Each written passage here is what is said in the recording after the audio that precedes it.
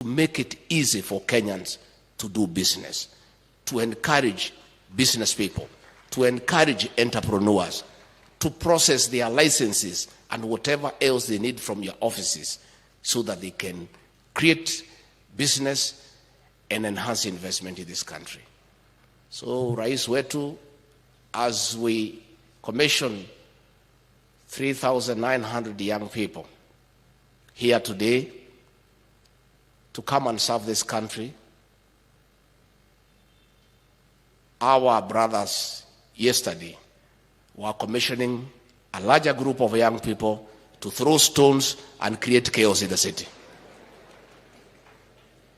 And Kenyans must start, and you the media, because you are here today, we hope today you will give us equal airtime as we inaugurate these young people to something useful and gainful.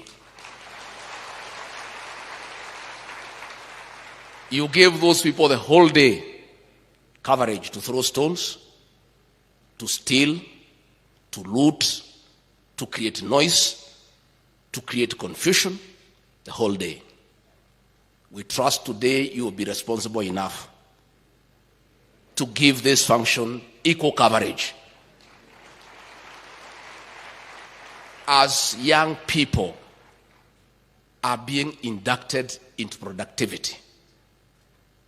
For the young people, you have seen the deputy government,